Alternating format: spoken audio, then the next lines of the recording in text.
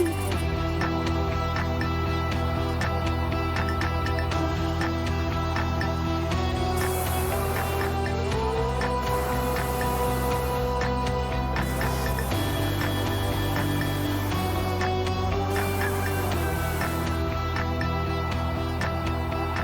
Alors, le château que tu as en face de toi, c'est le château de Castelnau. C'est un des châteaux les plus importants du Périgord noir. C'est une forteresse. Et donc là-bas, c'est le château de Bénac. Et là-bas, c'est le château de Bénac, exactement. Donc là, on glisse vraiment au cœur de la vallée des châteaux.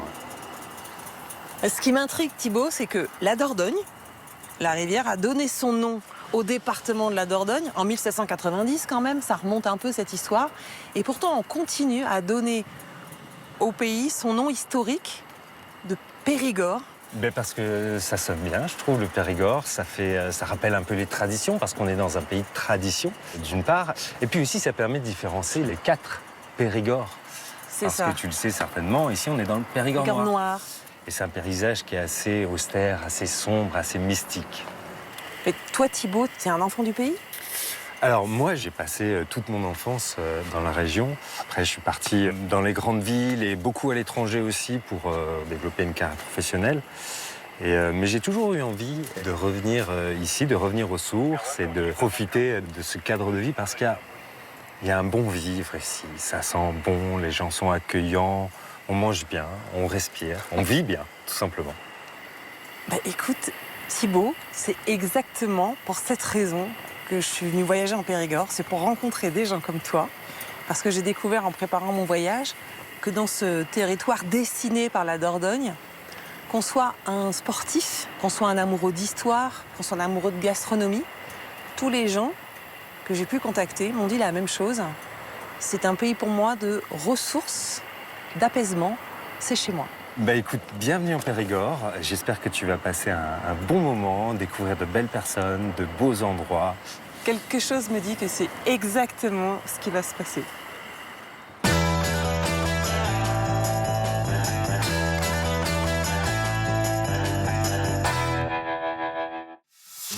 C'est magnifique, on a des points de vue que je ne connais pas ailleurs, quoi. Voilà. Le Périgord noir est beau. Les Périgourdins sont tous d'accord. Mais j'adore revenir à chaque fois en Dordogne, vraiment, c'est ce qui me ressource le plus. Ça devrait te plaire, tu vas voir, ça va être sympa.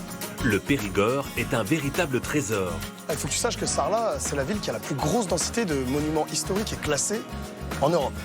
Partout où on met les yeux, en fait, on est devant un pan d'histoire. Un, un, deux, un, trois. Poussoyer. Parfait. Sabine Quindou est toujours partante. Ensuite, c'est mon tour. Initiation à la fauconnerie. Hop, hop. Et attention.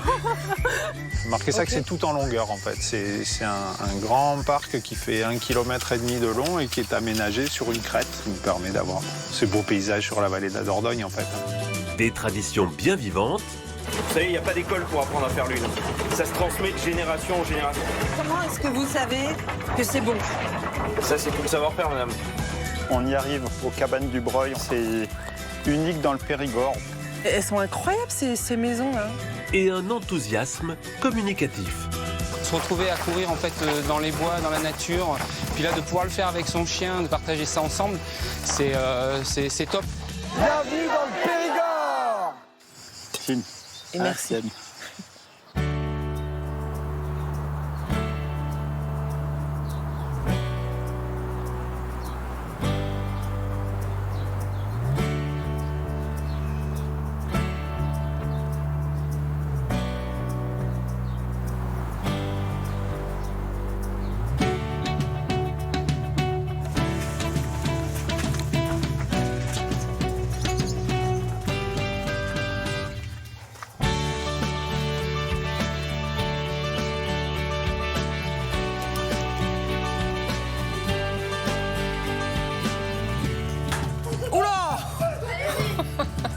C'est un combat de guerrier, mais attention! Non mais attends, je peux t'aider? Tu sais pourquoi il arrive? C'est parce que t'as encore ton étiquette sur ton épée. Tu veux bien, j'enlève l'étiquette, comme ça tu vas gagner. Parce que là, ça fait jouet sinon. Mais là, ça y est, maintenant, c'est une vraie épée. Vas-y. Oh mais doucement quand même, hein. Là, c'est le bonheur alors les vacances dans le Périgord. C'est ça, on adore.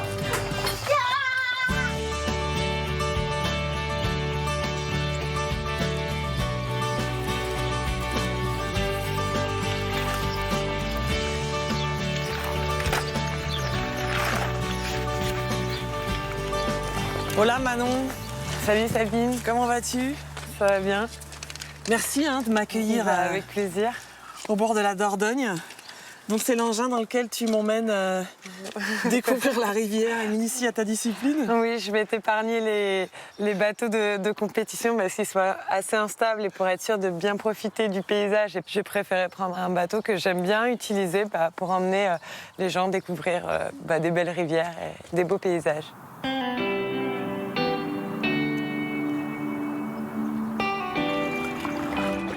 Et pour que je sache avec qui j'embarque, rappelle-moi en quelques mots ton palmarès.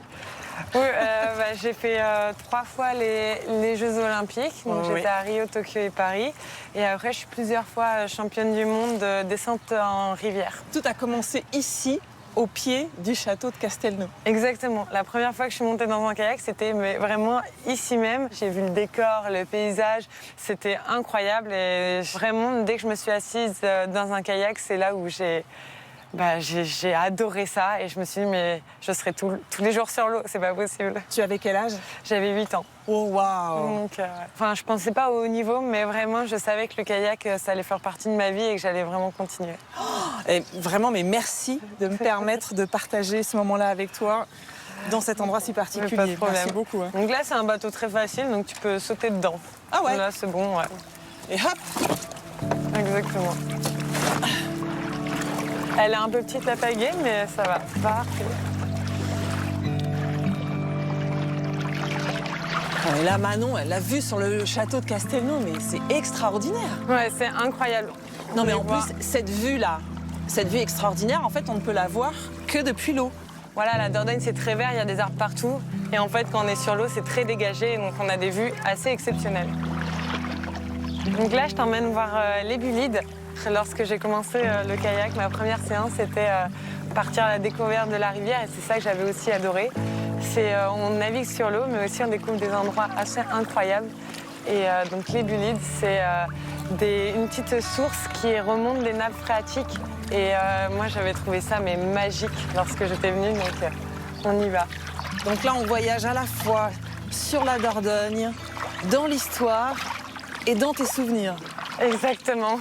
Vraiment, moi, j'ai un petit moment de nostalgie, du coup. Là, tu vois la couleur de l'eau qui revient des sources. Ah Elle est oui. beaucoup plus claire. Donc là, on va accoster juste là. Juste on en va face. remonter un petit peu, je pense. C'est assez étroit. Ouais, parfait. Tu te débrouilles super bien. Hein. Avec les mains, ouais, je me débrouille très bien avec les mains. T'anticipes bien, t'anticipes bien. On peut le poser là, et là, on va continuer à pied. On se les pagaie. T'imagines, quand t'as 8 ans et qu'on t'emmène là, tu te dis, mais c'est trop bien le kayak.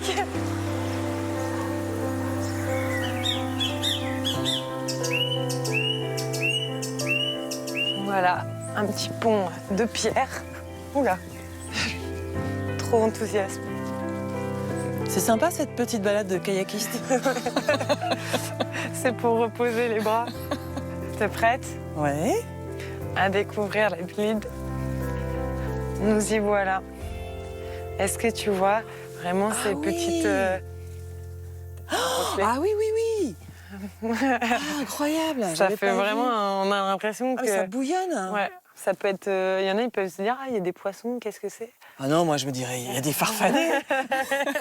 Tu sais, comme une bonne antillaise. Je vois Il y bien. a de l'esprit et du farfadet par ici. Ça remonte des nappes phréatiques et ça vient alimenter après la Dordogne. Écoute, je te remercie, j'ai l'impression d'avoir 8 ans d'âge mental. Et ça fait du bien d'avoir 8 ans, en réalité. On est émerveillés.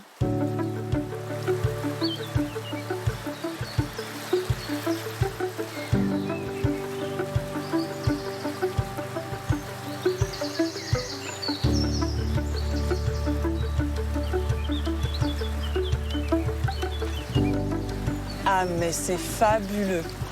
C'est ça aussi, les secrets de la Dordogne, elle est très sinueuse, elle va un peu de... Elle suit les formes des collines. Et en fait, à chaque virage, on découvre des infrastructures, des bâtisses qui sont assez incroyables. Et on se dit, ah, encore une là. Ah ouais, parce que les méandres de la Dordogne sont vraiment très, très marqués. Exactement. Et du coup, c'est une découverte à chaque nouveau virage. Oui, tout à fait. Donc toi, ton histoire de kayakiste, elle commence ici. Et depuis tes 8 ans, tu es entré dans le sport de haut niveau, donc tu as quitté la région. Donc tu es toujours en voyage en France ou dans le monde. Tout à fait. Un peu en vadrouille à droite à gauche et je découvre d'autres coins aussi sympas. Mais j'adore revenir à chaque fois en Dordogne, vraiment, c'est ce qui me ressource le plus. Le contexte est tellement paisible que ça me force aussi à, par moments, déconnecter. Ok. Et vraiment décrocher et me permettre de bien récupérer. Et j'aime bien emmener les gens en balade parce que j'en profite encore plus. Ah, je suis contente de te servir à quelque chose. Grâce à moi, tu te détends et donc tu seras performante à ta prochaine compétition. Tout à fait. Je suis trop fière. Tu auras une pensée pour moi sur ton prochain podium. Ouais, forcément. Bon, n'allons pas trop vite. Attends, je vais donner la cadence. Pas trop vite. Voilà, c'est tout à fait ça. Tranquille. Carpe diem.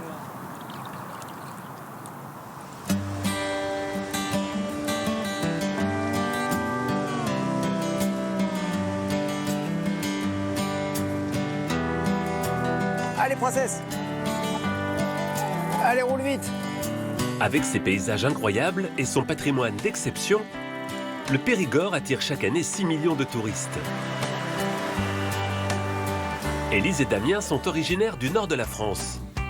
C'est vrai que par ici, il y a des endroits dédiés, des pistes cyclables, des lieux où on peut profiter en toute sécurité à vélo avec les enfants. C'est des bons moments. Chaque été depuis 13 ans, ils passent leurs vacances dans la vallée du Séou, non loin de Castelnau. Allez, on rentre au camping. Le Périgord compte 250 campings, la plupart situés en pleine nature et en bord de rivière. L'occasion pour Élise et Damien de se retrouver avec toute leur famille. C'est la faute de nos parents qui sont tombés amoureux de ce camping, qui nous ont dit venez, venez, venez. Et puis une fois qu'on est arrivé ici, qu'on a vu le Séou, qu'on a vu l'environnement, on s'est dit bah allez, on reste là. À quelques mètres de leur emplacement, le Séou est un affluent de la Dordogne. Avec sa plage aménagée, c'est une magnifique piscine naturelle et un vrai terrain de jeu pour les enfants.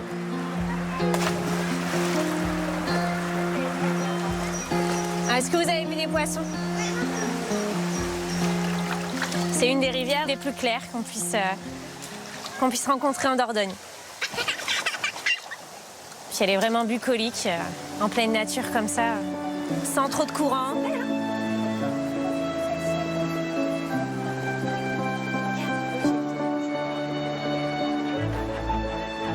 La plupart des clients sont des habitués et le camping affiche presque complet tout l'été.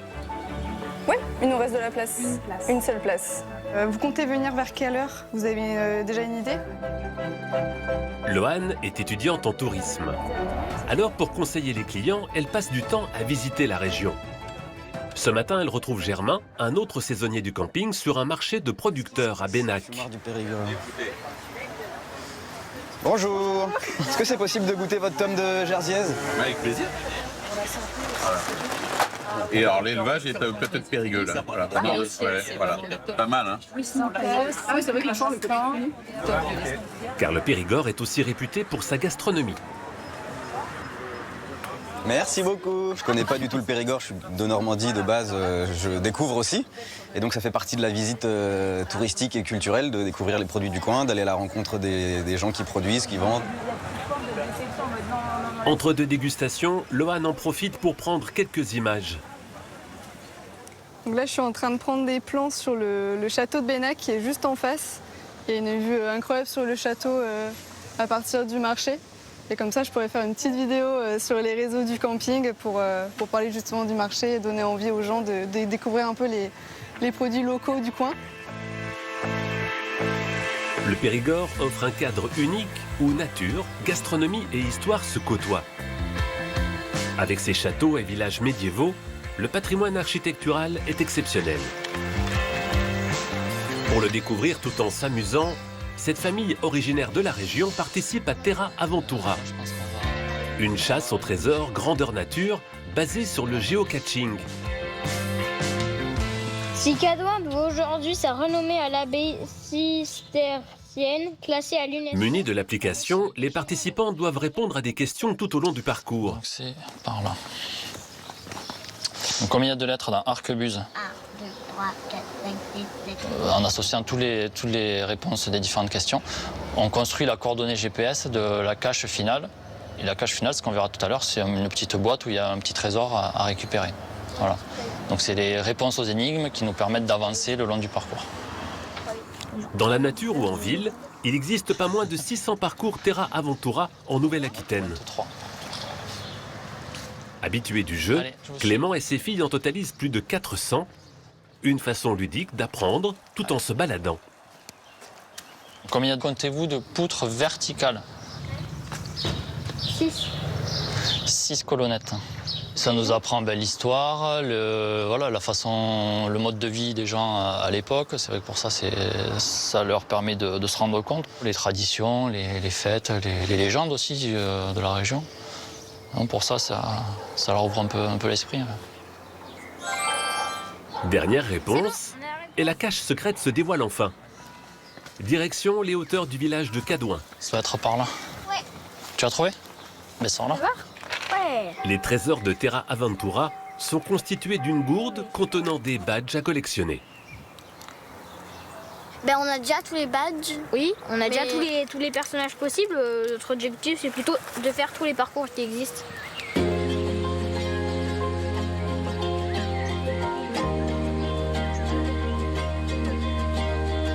Retour au camping avec Lohan et Germain.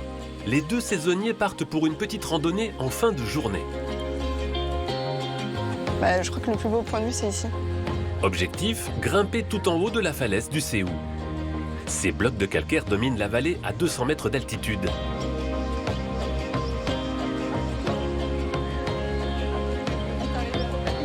Le chemin est accessible à la plupart des randonneurs.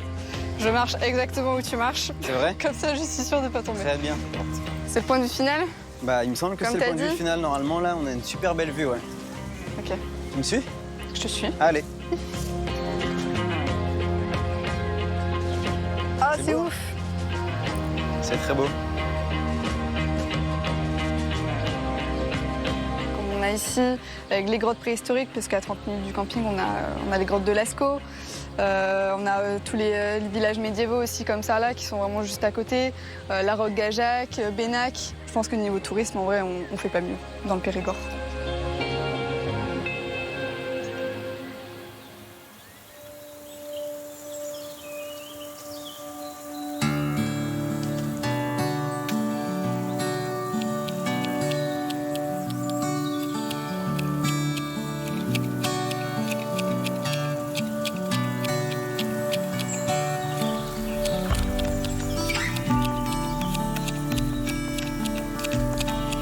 Donc voilà, dans les jardins de Marquessac, les célèbres.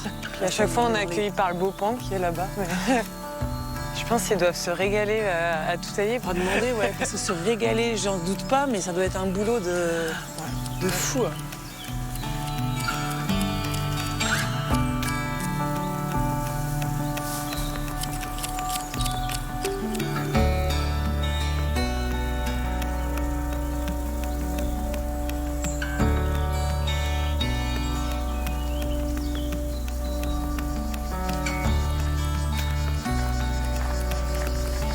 C'est tellement choupinou, j'ai envie de tous les caresser.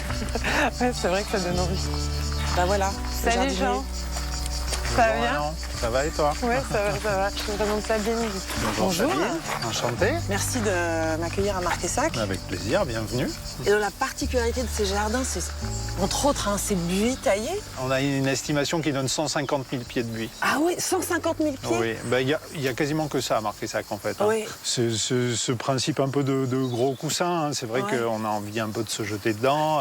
Moi, j'ai toujours envie de les toucher, j'ai envie de les caresser tout le temps. C'est ça. Mais du coup, vous êtes combien? Il y a une équipe de 6 personnes à l'année qui travaillent vraiment sur le terrain. Et donc, vous n'arrêtez jamais de retailler? On taille à peu près 6 mois dans l'année.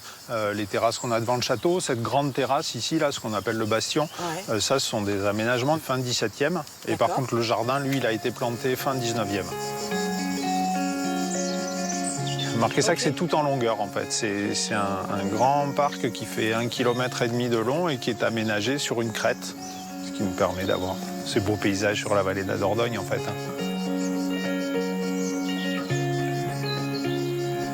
Sinon, on peut aller à mon spot, on a une super vue. Oh là, Jean, ça dépasse, regarde. Ah oui, effectivement. Il est Celui-là, je vais le cacher, je vais pas le couper. Donc voilà, on arrive avec vue sur le château de Castelnau. Et puis après, il y a quand même une petite vue sur la Dordogne, donc ça, j'aime beaucoup garder un contact avec l'eau à la rivière. Remarquez ça que c'est tout en rondeur au niveau des buis et cette rondeur, on la retrouve au niveau de ce paysage. Oui, on voit bien que ça répond, là, le côté coussin, rond, qu'on retrouve avec les arbres d'une façon plus sauvage et moins taillée. Donc ça moutonne un petit peu de partout. Hein. Il ne faut pas qu'il y ait de rupture au niveau de l'œil. Il faut que ça coule, comme la rivière. Il faut que ça coule. La rivière. Voilà.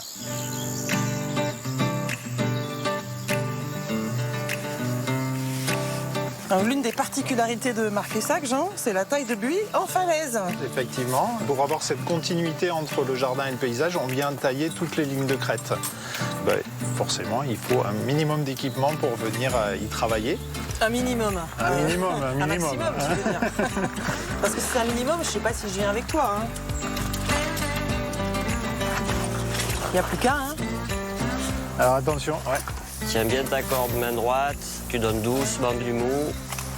Voilà, très bien. Ça va, Manon? Ça va bien. Et toi? Ben, ça va bien, très bien. À ton aise. Première taille en falaise. Allez. On va travailler en faisant des grands arcs de cercle pour essayer de tourner autour de la forme au maximum. Et c'est là qu'on aura le plus de précision. On y va. Voilà, bien stable sur ses appuis et puis des mouvements souples au niveau des bras.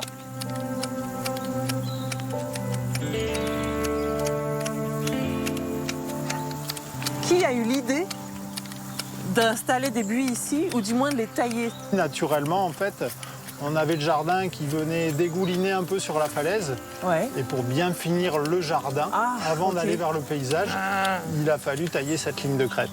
Et ça change complètement la vision qu'on peut avoir sur ce jardin en contrebas, en fait. Hein. Tu sens la pression monter là? Après, je me dis d'ici, ils vont peut-être moins me voir. Oui, tu as choisi une forme un petit peu cachée. Oui. Mais en fait, là, Jean, tu nous mets dans les conditions idéales pour une initiation. C'est ça. Mais en fait, c'est le niveau 12 de la taille de coupe, alors qu'on est débutant. On a à peu près tout, oui.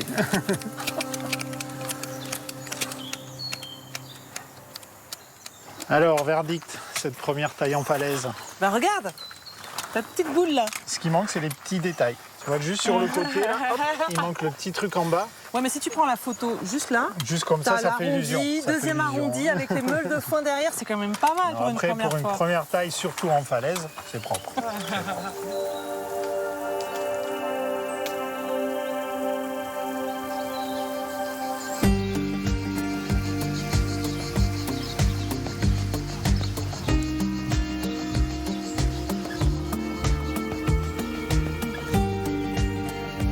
Tu m'emmènes naviguer sur une gabarre.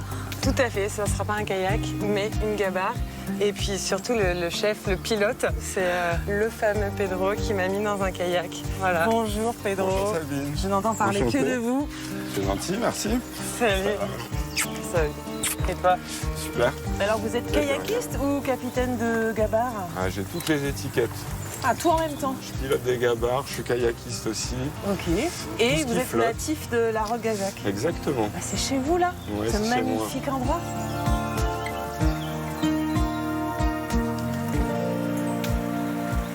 Je suis épatée quand je regarde les villages de la région, du génie humain qui pousse les gens à construire des maisons et ça fonctionne entre la falaise et la rivière. Cette falaise, elle va être exposée plein sud. Donc en fait, elle va emmagasiner la chaleur du soleil durant la journée. Elle va la restituer durant la nuit. C'est en ça où très tôt, les hommes ils vont venir ici, ils vont habiter dans le fort troglodytique qui est là-haut. Ah ouais. Alors après, c'est un sacré avantage parce qu'en fait, dans les grottes, il fait toujours 13 degrés. C'est ça. Donc en plein hiver, on économise sur le chauffage. On chauffe que à partir de 13 degrés. Et en Ah ouais. plein été, on fait des économies sur la clim. Incroyable. Et là où la roche est jaune clair. Ça, c'est la plus grosse catastrophe qu'ait vécu le village. En 1957, en fait, la partie la plus à gauche va s'effondrer. C'est un bloc de 6000 mètres cubes qui va se dégrafer. Ça va écraser 3-4 maisons, une grange. Il y aura 3 victimes dans l'accident. En fait, vous l'aurez compris, hein, les effondrements par chez nous, c'est comme le cassoulet à Castelnaudary. C'est une spécialité locale. Ok. Vous vous souvenez de la Minette à 8 ans? Plutôt bien, oui. Elle a chopé ma passion et elle s'en est bien sortie. Et ouais, elle s'éclate là-dedans, c'est cool. Il n'y en a pas beaucoup qui ont la chance de pouvoir vivre de leur passion et profiter comme ça de cette activité. Il prenait le temps de bien m'expliquer et moi j'adorais, donc je faisais un peu l'éponge et j'avais totale confiance. En fait, si Pedro me disait là tu peux y aller, j'étais là, ok, j'y vais.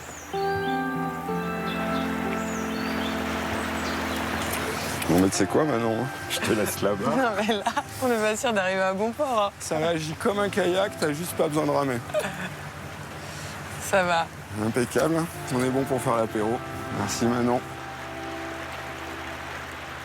Merci pour l'accueil, merci beaucoup. Merci. Je te remercie. Au plaisir, merci. Je pense que là, j'ai découvert la Dordogne comme j'aurais jamais pu la découvrir autrement. Depuis l'eau.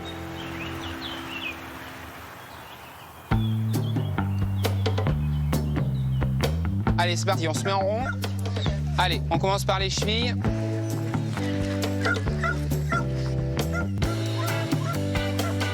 Les genoux. Mieux vaut bien s'échauffer avant le départ. Allez.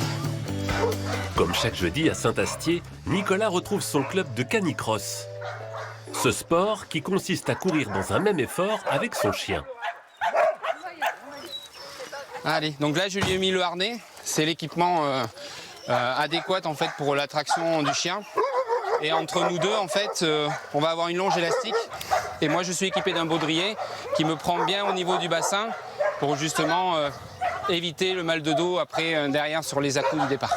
Allez, on est parti.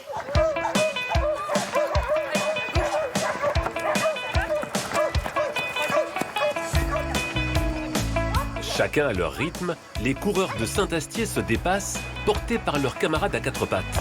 Tractés par les chiens, ils atteignent pour certains les 20 km à l'heure. Allez, Oda. Se retrouver à courir en fait dans les bois, dans la nature, puis là de pouvoir le faire avec son chien, de partager ça ensemble, c'est top. Dans le Périgord, on a des belles vues, on a des jolis paysages, c'est un super terrain de jeu. Pour Nicolas, l'histoire avec le canicross a commencé par un accident.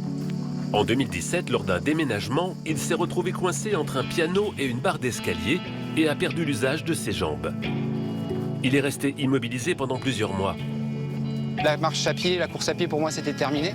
Et c'est vraiment ce sport-là, en fait, qui m'a permis de pouvoir remarcher correctement, ne plus avoir besoin de canne après mon accident de travail. Et du coup, l'attraction avec le chien m'a permis, en fait, de revenir un petit peu sur mes sensations que j'avais complètement perdues. Je sortais tous les jours et petit à petit, j'ai laissé tomber les bâtons. Et du coup, maintenant, voilà, je recours, je peux même faire des grands trails. Et chose que je pensais que c'était terminé pour moi, quoi.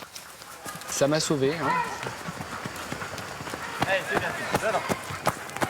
Allez. Ouais. Allez, bravo. Super. Le chien aide l'humain et l'humain aide le chien, en fait. C'est vraiment... c'est ça qui est chouette dans cette discipline. C'est vraiment un échange et c'est un vrai binôme à part entière, quoi.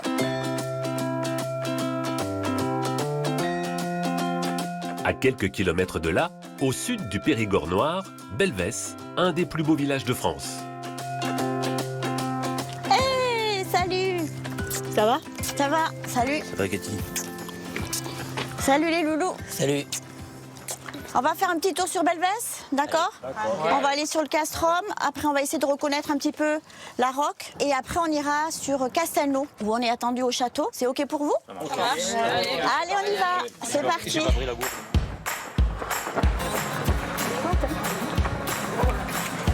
Le club athlétique de Belvès est une institution dans la région. Allez jusqu'au bout! On relance les escaliers! Sa réputation s'est forgée grâce aux 100 km de Belvès, une épreuve emblématique.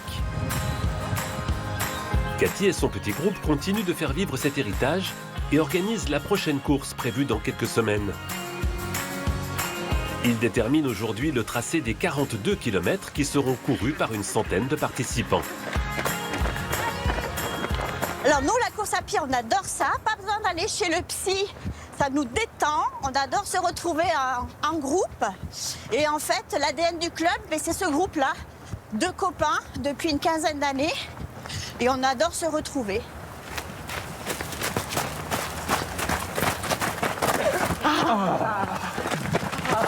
Super.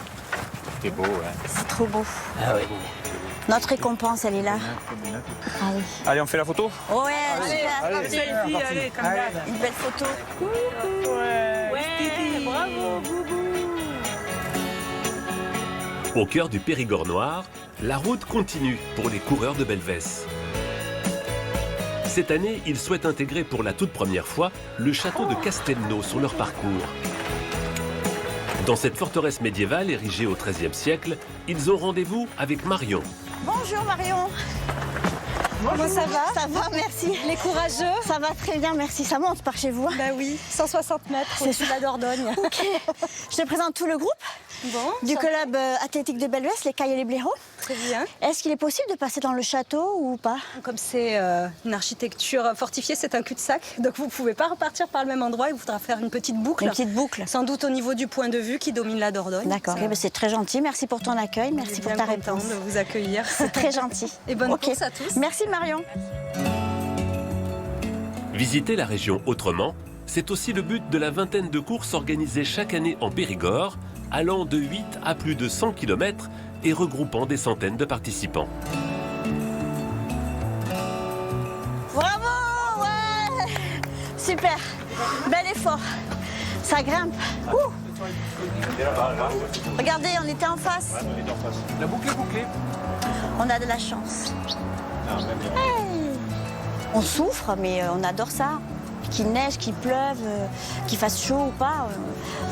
C'est l'esprit de potes de se retrouver et d'être bien ensemble en fait. C'est magnifique, on a des points de vue que je ne connais pas ailleurs, quoi. Voilà.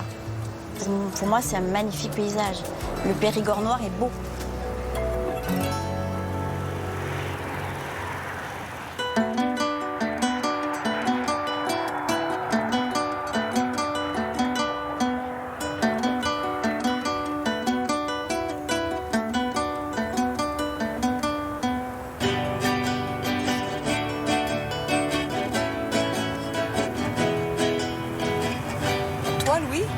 À 24 ans, tu quittes Paris où tu as toujours vécu pour t'installer dans le Périgord, ouvrir ton propre restaurant gastronomique. Enfin, je suis parti de Paris avec le premier confinement, donc à 21 ans. Donc j'ai commencé à faire des petits plats dans ma cuisine à la maison aménagée. Et je me mettais sur des points de vente avec des marchés locaux. Et c'est comme ça que j'ai commencé à rencontrer la plupart des producteurs avec qui je travaille aujourd'hui. D'accord. Et j'ai ouvert le restaurant effectivement à 24 ans. J'aime bien dire un petit peu que je suis un expat du Covid. J'avais besoin d'avoir un grand espace pour pouvoir un peu libérer ma créativité, m'inspirer. Le fait qu'on soit dans le Périgord, avec cette région qui est très riche, avec un terroir de dingue, forcément ça nourrit la créativité et l'inspiration. Et pourquoi as-tu appelé ton restaurant Les Singuliers? Je voulais vraiment valoriser tout l'écosystème autour de nous, donc tous les producteurs avec qui on travaille, que ce soit les vignerons, les biérologues, les maraîchers, les éleveurs. Sans leurs produits et sans leur travail, nous, on ne peut pas forcément cuisiner des belles choses comme on fait aujourd'hui. Donc là, c'est un singulier que tu m'emmènes rencontrer. Ouais. Bah, ça donne envie, tout ça.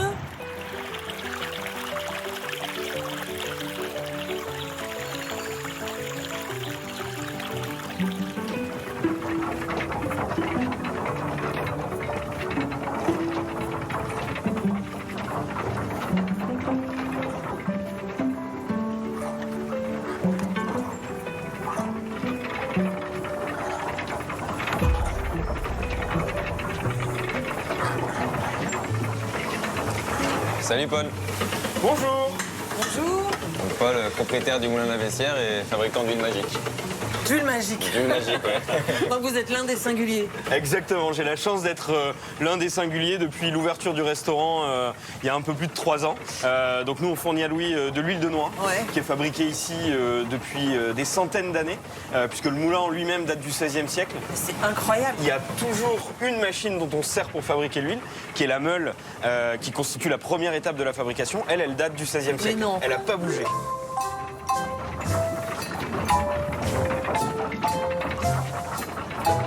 Et vos noix, elles viennent d'où? Du Périgord? 100% de nos approvisionnements en noix proviennent du Périgord et du département de la Dordogne.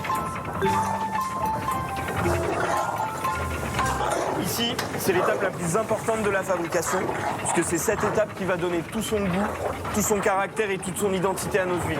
L'arôme caractéristique de l'huile de noix du Périgord, c'est la croûte de pain grillé.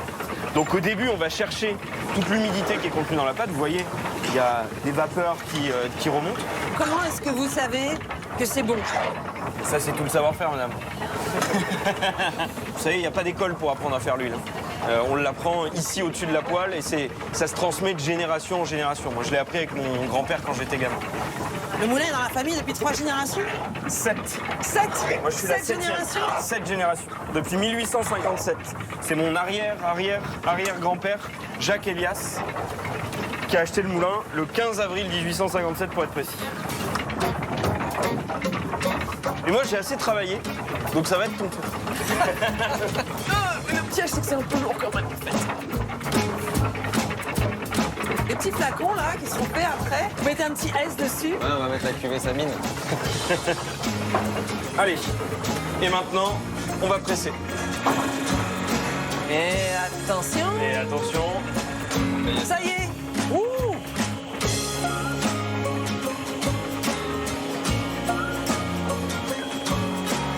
On dirait vraiment de l'or liquide, quoi. C'est l'or du Périgord, là. C'est exactement comme ça qu'on l'appelle. C'est la richesse de notre territoire. Et là, tu goûtes comme ça, hop. Ouais, direct. À la cuillère. C'est comme ça qu'on ressent le mieux les arômes. Oh là là. C'est bon, hein? Ouais, c'est bon. On a vraiment cet équilibre entre le goût fruité de noix et puis cet aspect torréfié, cette croûte de pain grillé dont on parlait tout à l'heure, qui se révèle à la dégustation. Tu sais déjà ce que tu vas faire comme recette avec cette huile? L'idée, ça va être de la sublimer au maximum. Et du coup, on va aller travailler une truite. On va la pocher tout doucement à la vapeur. On va l'assaisonner avec un peu d'huile de noix. Et ensuite, on va travailler les fleurs de courgette. On est en pleine saison dedans. Ça va être top. Merci beaucoup, hein, Paul, pour cette découverte. Avec grand plaisir. Merci à vous d'être venu nous rendre visite.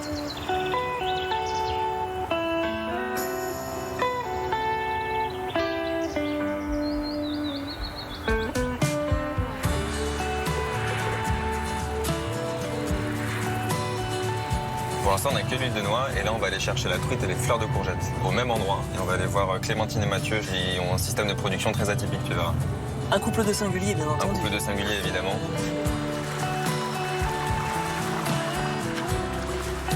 Clémentine, on va regarder un peu à quoi ressemblent les truites aujourd'hui. Ouais, ça va, elles sont bien grossies, là. Elles sont belles, hein, elles sont en bonne santé, elles bougent bien. Ouais. Elles sont pas roses. Regarde la serre, c'est magnifique. Hein. C'est le jardin d'Éden, ici. Ouais. Pour moi, au resto, c'est un kiff parce que je peux prendre plein de variétés différentes à chaque fois, quoi. Bonjour. Et bonjour. Bonjour. Salut. Qu'est-ce que c'est que cet endroit où on achète du poisson et des légumes tout en même temps? C'est une ferme aquaponique. Aquaponique. Aquaponique, c'est ça. Donc les pieds dans l'eau, littéralement. Et on produit ici des végétaux comestibles et des truites en symbiose. Pour faire simple, c'est les poissons qui nourrissent en fait les végétaux et les végétaux qui vont en fait repurifier l'eau qui revient aux poissons. Et donc c'est un petit cycle naturel en fait qu'on reproduit à petite échelle. Du coup, pour la recette, j'aurais besoin d'une truite portion si t'en as là-dedans. Une truite portion? Ouais, parce qu'en fait, le filet fait une portion. C'est comme ça qu'on les appelle. Ouh! Ah ouais, dis donc, elles sont bah, y a belles. du monde, là. La taille te convient? Ouais, super, c'est top. Bon, il y a un peu de disparité de taille, mais je pourrais te sélectionner ceux qui font 150, 200 grammes, là, comme ça. Bon, maintenant qu'on a le poisson, on va chercher les courgettes. Allez.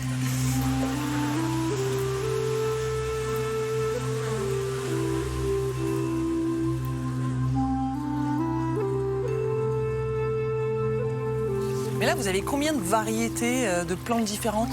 Globalement, on a 80 variétés de fruits et de légumes. Mais si on veut rester en circuit court, c'est la diversité qui compte en fait. Plus que la quantité. L'eau des truites, oui, elle arrive d'une manière ou d'une autre dessous. Ici, en dessous, là. Il n'y a pas de terre là-dessous. Les racines, en fait, elles vont avoir un accès aux nutriments extrêmement immédiat, simplifié. Okay. Et ça, c'est un vrai avantage. La plante ne met aucune énergie à aller chercher, à mettre ses racines dans la terre pour se nourrir. Pour aller chercher un peu de fer, un peu de magnésium, un peu de... D'où le fait que ça pousse très très vite. D'où le fait que ça pousserait très vite également. Et ça pousse aussi vite. C'est pour ça qu'on a une meilleure production en une surface donnée. Ah oui, et là, il y a les fleurs de courgette, du coup. Regarde Alors celle-là. là, ce qu'il faut savoir, c'est qu'en fait, on récolte les fleurs mâles. Si on est sur une fleur femelle, Ah, il y a la courgette en dessous. on Eh va oui, avoir la regarde. mini courgette avec la fleur femelle, exactement. D'accord. Ok. Allez hop, on part avec celle-là. Vas-y. Disons, c'est pas mal le chef qui fait sa propre récolte. J'adore. Là, on mais- peut pas faire plus circuit court en fait. Hein. Non, mais je crois qu'on est pas mal, hein. On va pouvoir faire une recette sympa avec.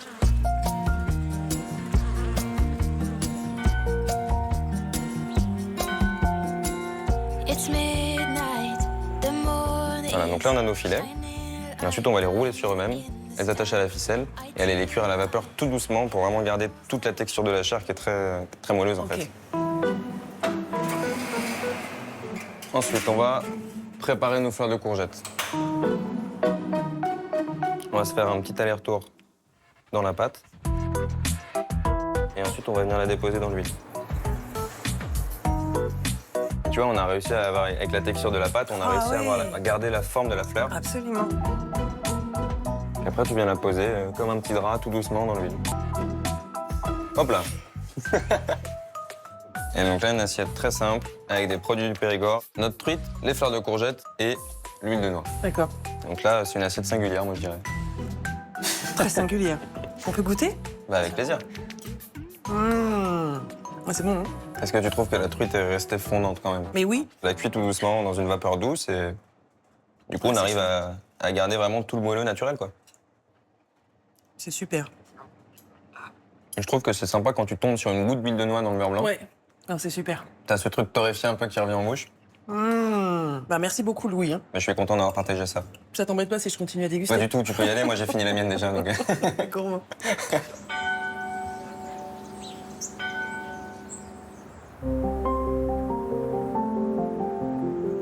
Super. Il est curieux celui-là. Il hérisse un peu les plumes, il est beau. Moi, j'aime bien tous ces petits oiseaux là. Je préfère le matin de bonne heure pour une lumière douce. Donc nous, des fois, on a des scènes avec des animaux où on sait que personne d'autre les aura vus dans la journée. Donc ça nous fait plaisir. Nathalie et Didier sont naturalistes. Avec leur association Nature en Périgord, ils sillonnent les routes de la région avec une attention particulière à la biodiversité qui les entoure. Il y a des linottes. 3 linottes mélodieuses. Bonjour Nathalie. Comment ça va? Ça va bien et toi? Ça va, écoute. On vient faire quelques petits relevés. Bon. Nils de Pracontal leur présente un espace bocager de 10 hectares sanctuarisé par le Conservatoire d'espaces naturels. Ici nichent notamment des hérons cendrés, des milans noirs et des cigognes blanches. Ouais, mais tu vois qu'il y a des oiseaux qui viennent se poser quand même. Crotte, là. Ouais. Comme il y a de la grenouille, il y en a qui doivent être contents de venir pêcher. On va maintenir toute la trame paysagère et tout ce bocage en l'état et permettre aux espèces qu'on y retrouve de poursuivre leur vie dans ce bel environnement aujourd'hui encore préservé pour, on l'espère, pas mal d'années. Alors là, il y a un nid dans le peuplier. Ah oui, bien vu. Un beau nid de cigogne. On compte ici la deuxième plus grande colonie de cigognes blanches du Périgord, avec près de 20 individus. On a la population de cigognes qui remonte de plus en plus et nous, on surveille la Dronne, qui est la limite Charente, pour voir si on n'a pas des cigognes. On en a déjà vu 2 ou 3 traîner. Maintenant, on se dit elles ont toutes les chances de s'installer aussi sur la Dronne, en fait. Hein. Moi, sans nature, je suis rien. Voilà. Moi, la nature fait partie de ma vie, de mon existence. Je ne me vois pas ne pas avoir de nature. Suivre la trace des animaux, c'est à cela que Francis Colli a dédié sa vie. On va aller là où l'herbe est un petit peu plus haute. Dans les vallées du Périgord, il forme les apprentis pisteurs à repérer les traces laissées par la faune environnante. Là, on a des jolies empreintes. Ouais. Venez voir. Là, c'est un chevreuil avec ses 2 pinces. Donc il a traîné par là, il a possiblement bu un peu dans ce cours d'eau. Et il est passé par là-bas derrière.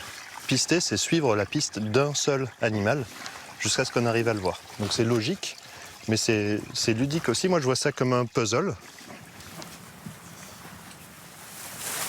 Alors, ce que j'aime dans ces formations pistage, c'est de faire changer leur regard. En fait, d'avoir des retours après de gens qui me disent je me balade plus pareil. Maintenant, j'ai l'impression que la forêt vit vraiment. À regarder les traces, à les interpréter, on sait que tous ces animaux vivent et en plus qu'ils nous racontent des histoires, les histoires de leur vie. Ça sera un œuf, hein? Ah ouais, super. Tu vois les coups là qui ont marqué ici et là? Est-ce que c'est des dents qui ont fait ça ou est-ce que c'est des coups de bec? C'est des coups de bec. Ouais, vous avez une idée de quel oiseau peut manger des œufs? Un corbeau. Un jet? Un jet des chênes. Et cet œuf, c'est un œuf de quoi? De corneille ou de jet? Une palombe. Une palombe, le pigeon ramier, le pigeon sauvage. Avec l'espoir de tomber face à des renards ou des chevreuils, le petit groupe se prend au jeu de la piste. Le trou principal, il est là-haut, si vous voulez venir voir. Alors, on fait attention parce qu'on est vraiment chez les blaireaux, là. Et on va essayer de respecter leur habitat. Quand on piste et qu'on va sur le terrain des animaux sauvages, on est chez eux. Là, ils peuvent sentir qu'on est au-dessus, avec les vibrations. Et j'ose espérer que en fait, ce que vous apprenez pèse plus que le dérangement qu'on peut faire à ces animaux. J'ai appris pas mal de choses, beaucoup de choses que je ne savais pas sur les différentes empreintes. Je pense que j'arriverai mieux à les reconnaître maintenant. On se sent vraiment proche des animaux. À travers le recensement des espèces menacées, le réseau Périgord Pistage participe à la préservation de la biodiversité exceptionnelle du Périgord. Au cœur de cette colline se cache la réserve zoologique de Calviac, où 50% des espèces qui y vivent sont menacées dans leur habitat naturel. Basta. Donc bonjour à tous. Donc le vison d'Europe, c'est un petit mustélidé. Les mustélidés, c'est une très très grande famille, que ce soit la fouine, la martre, l'hermine, la belette ou encore la loutre et le blaireau. Il a des pattes palmées, une longue capacité d'apnée et surtout un pelage extrêmement dense. On est en moyenne autour de 50 000 poils au centimètre carré, ce qui fait que plus on a de poils... Le vison d'Europe est un des animaux les plus menacés d'Europe. C'est même le mammifère le plus menacé d'Europe et le petit carnivore le plus menacé au monde.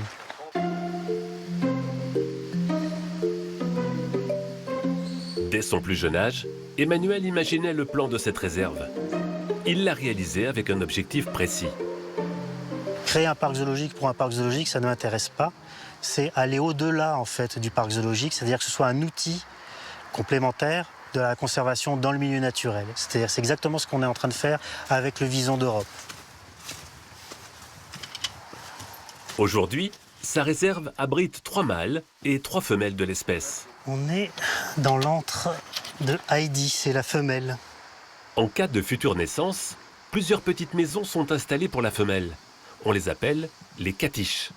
Ici, on se retrouve avec l'air, l'endroit en fait au niveau de la catiche où elle dort, où elle va mettre bas. Et sur la droite, ce sont les latrines. Et donc on essaie de démultiplier comme ça ces catiches, de telle sorte qu'elle puisse trouver la catiche qu'elle considère comme étant la plus sûre pour elle pour mettre bas.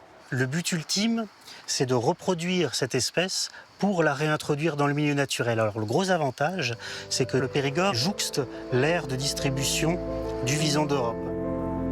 10 mois après leur naissance, les petits visonneaux nés à Calviac rejoindront les 200 visons d'Europe résidant dans les vallées françaises.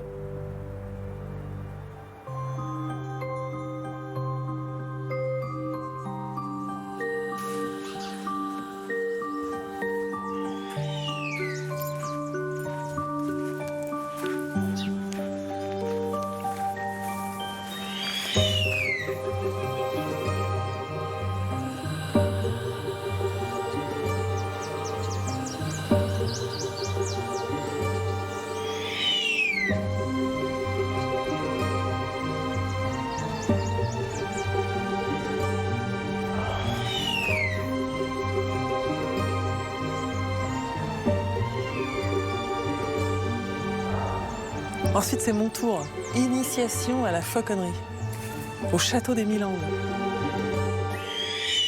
Tu veux essayer, Sabine? Il y a un gant pour toi qui t'attend. Alors, tu tends ton gant, comme ça, à peu près niveau des épaules ou de la tête, et tu tapotes avec ton doigt. Comment il s'appelle celui-ci? Martin. Martin. Alors, c'est le doyen ici, puisqu'il a 23 ans cette année. Il arrive. Oh, qu'il est beau. Ok, là, t'ouvres un peu ton gant pour Tiens. qu'il trouve la récompense. Bravo. Il mange et tu pivotes légèrement, comme Merci, ça il est Martin. dans le bon sens pour repartir. C'est quelle espèce celui-ci? C'est une buse de Harris, Wow. donc originaire Amérique centrale. Magnifique. Incroyable. Comme l'oiseau vient sur le fauconnier, il faut que l'oiseau ait confiance. Ça nous force à être humble, à toujours nous remettre en question, à nous questionner. Donc si ça fonctionne pas, tu vas d'abord te demander qu'est-ce que je fais. On va toujours essayer, oui, d'interpréter, de comprendre en fait pourquoi l'oiseau a des réticences. Voilà, est-ce que c'est un comportement, une attitude, un geste qu'il a mal interprété. Voilà, on va toujours être dans cette recherche-là. Donc c'est ça qui est intéressant et qui est fascinant avec les rapaces. Bon, bah maintenant, je vais t'emmener en coulisses. On va monter sur la tour d'envol là-bas et on va essayer de faire voler un aigle. Ok.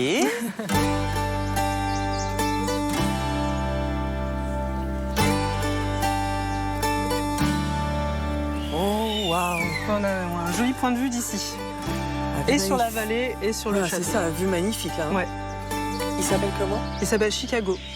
C'est un aigle américain donc? C'est ça, oui, un pigargue à tête blanche. Ah, le beau là. Oui, magnifique. l'emblème des États-Unis, c'est celui-là. Ah, mais je trouve cet oiseau magnifique et j'en ai jamais vu en vrai. Bon, bah super. Chicago. Là, tu vas le voir de près. Ah oui, c'est vrai. Donc là, on l'entend, il a décollé. Oui, Ah, oui, hop, il arrive. dans ton vent. Hop. C'est parce que tu n'étais pas sûr de Ouais, toi. je sais pas. Il s'est posé là sur la gargouille. Il est là. Ah, il arrive. Hop, hop. Et attention. Voilà. Avec moi, ça va. Il est à l'aise, mais il me connaît aussi. Donc ça aide. Ah oui, tu as sa confiance. Voilà, je vais rapprocher de toi, juste. Bouge pas, je me rapproche. Regarde. Voilà. Et on va voir s'il veut bien monter. Non, il veut pas. T'as vu, je suis sympa. Tu veux monter? Tu veux venir? Alors là, t'as plus de récompense et il le sait. Ah bah tu vois, ouais. ça marche pas. Je vais essayer un autre morceau. Non. Hop. Il faut aller dans le gant de Sabine si tu veux manger la récompense. Si tu veux une récompense, faut venir là. Oui, Oui, t'es parfait. sympa. Super. Merci. Est-ce que je le lâche? Non, ça c'est ma main. Tu le tiens? Ok. 4 kilos Toi, du coup. T'as dit que Un c'était peu pas moins si de lourd 4 que kilos. ça, mais c'est lourd quand même. Eh ben, c'est pas mal. Et là, il est parti. Ah, c'est incroyable. J'ai le cœur qui reprend un rythme à peu près normal là. Mais je me dis que quand même, j'ai approché un aigle américain de très très près au château des Mille-Landes. Ouais. Ouh. Belle expérience, hein?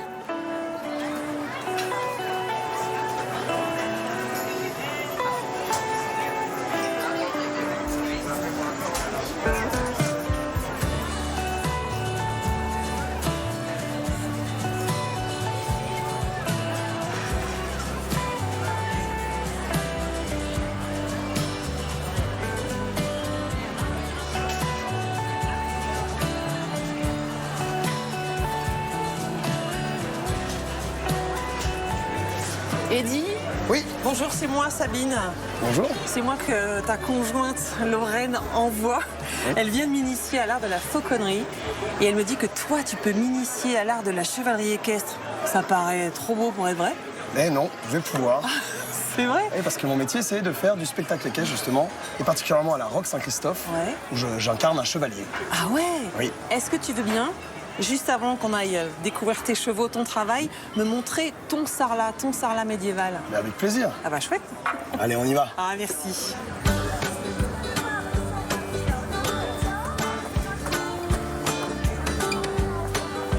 On est vraiment dans le cœur de Sarlat. Ah c'est chouette.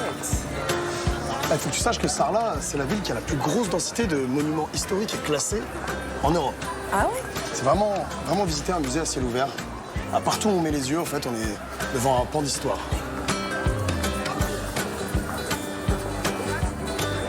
Qu'est-ce que c'est que cette chose-là qui n'est pas du tout médiévale? Alors, c'est les grandes portes du marché couvert qui ont été construites par Jean Nouvel.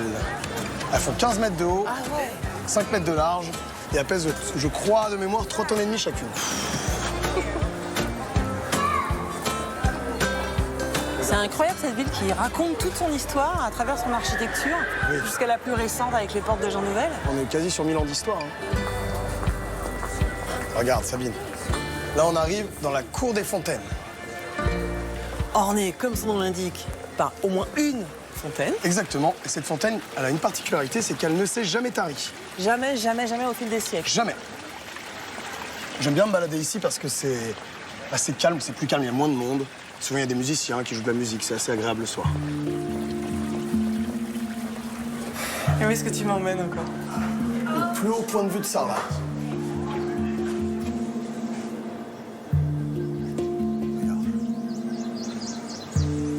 Wow! Je t'ai pas menti, c'est magnifique. Hein. Ah, mais là, on a vu sur tout Sarlat. Et sur ces fameux toits de lauze, c'est de la pierre coupée qu'on pose, comme de l'ardoise, mais c'est un peu plus épais, c'est beaucoup plus lourd. Hein. Exactement. D'ailleurs, c'est pour ça que tu vois que les toits sont souvent beaucoup plus penchés pour supporter le poids de la lauze. Donc Sarlat, c'est vraiment petit bijou du Périgord noir. Un joyau. Oh, pardon. Un vrai joyau.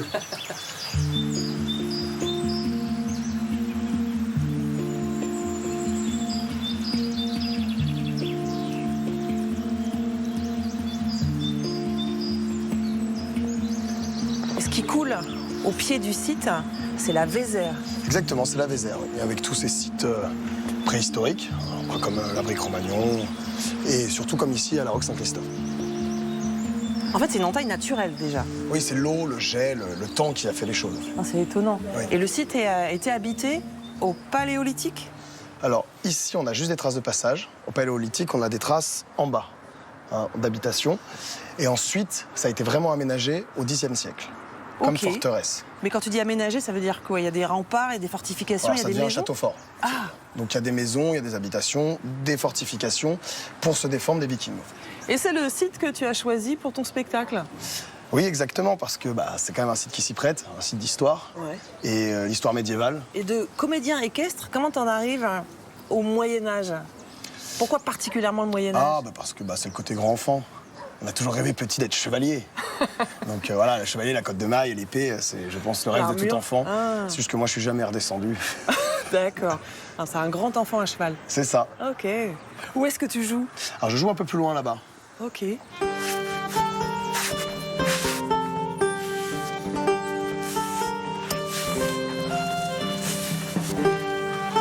Et qui retrouvons-nous ici? Salut Lorraine. Salut. Ça va? Bien. Non mais me dis pas qu'en plus de la fauconnerie, tu t'occupes du matériel de Eddy? Non, je l'aide un petit peu sur mes jours de repos. Donc là, c'est ton théâtre? Oui, exactement. C'est là où on se produit 3 fois par jour. Incroyable. Et ta coulisse ou tes coulisses, c'est où? Alors, c'est derrière, juste derrière cette palissade de bois. Tout en décor naturel. Oui, en fait, là, les rochers, c'est les rochers qui sont décrochés de la falaise. Et ça te fait une coulisse. C'est Exactement. bien fait, dis donc. Eh oui, c'est bien organisé. Si le matériel est prêt, je vais pouvoir... Oui, je m'affaire. Si le matériel est prêt. Moi, je vais aller me préparer.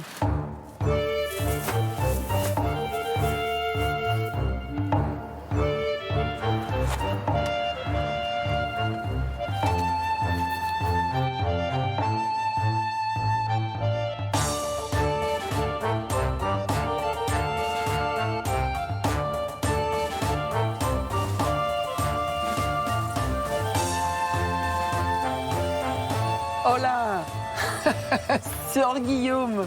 Ah oui, là, on passe au XIIe siècle. Là. Mais ta cotte de maille, là, c'est une vraie?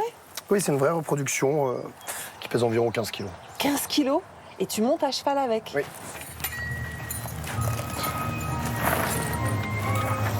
Oui, ouais, ça va pas tarder. C'est bientôt l'heure.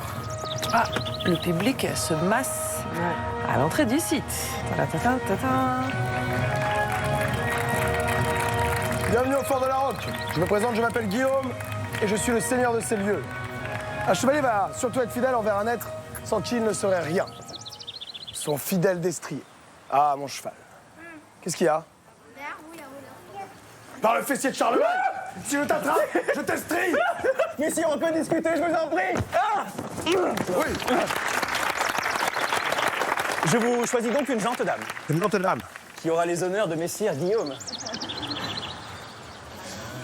Une gente dame à accepter, messire. Allez! Un, deux, un, trois. Poussoyer. Parfait. Bien. Si t'arrives à le coucher, t'as gagné. Tu peux te coucher. Voilà. Couche-toi. Tire. Bravo!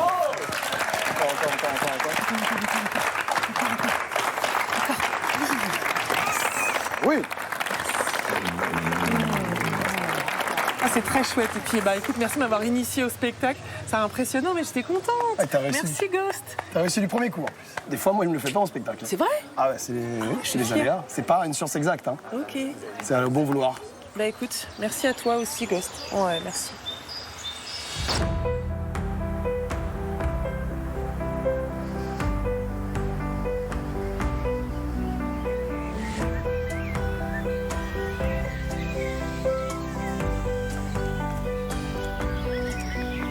Bonjour Nils.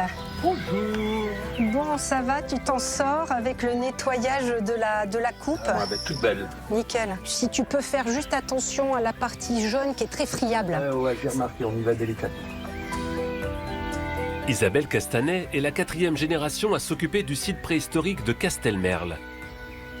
Un petit vallon en plein cœur de la vallée de la Vézère, qui compte 10 abris sous roche et dans lesquels vivaient nos ancêtres.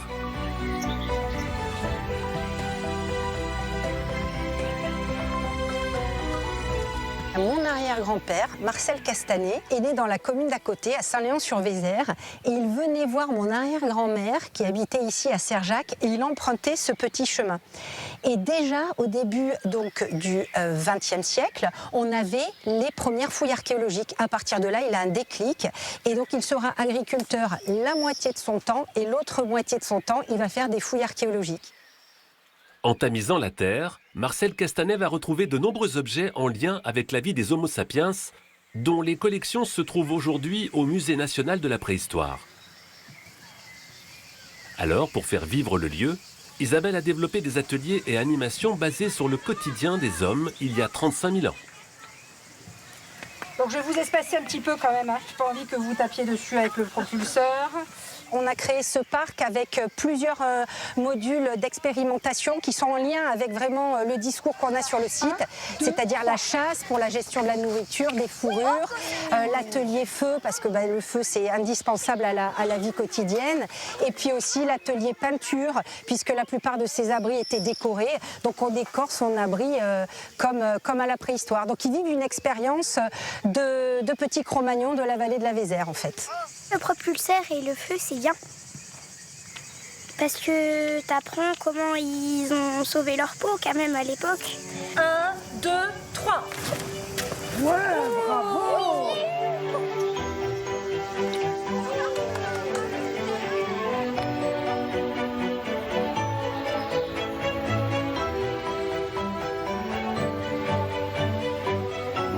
On va s'attaquer à la patine de la sépulture de La Chapelle-aux-Saints. C'est la sépulture d'un homme de Néandertal qui a été trouvé. Natif de Montignac, l'artiste plasticien Alain Dalis est spécialiste des facsimilés de la préhistoire pour des musées et grottes.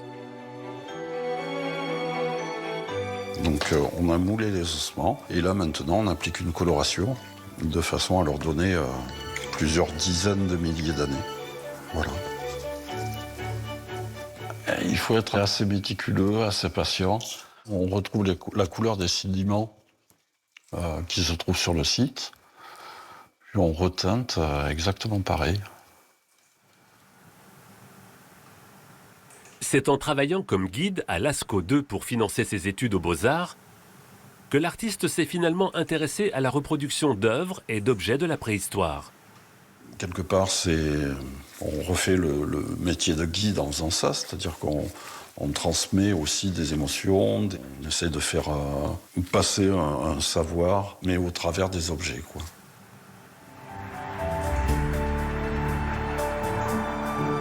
La vallée de la Vézère compte pas moins de 147 sites préhistoriques et 25 grottes ornées. Parmi elles, la grotte de Rouffignac, pour laquelle Alain a fait les facsimilés de 2 parois inaccessibles au public, représentant principalement des bisons et des mammouths. D'ailleurs, c'est la première fois qu'on installe un facsimilé comme ça dans une grotte, dans ce milieu-là. Oui. Ça ne bouge pas, impeccable. Même si on sait que c'est une réplique, il faut que, quand on est en observation rapprochée, on puisse y croire, et que tout le monde y croit. Avec une température de 13 degrés et 80% d'humidité, l'environnement de la grotte est très stable.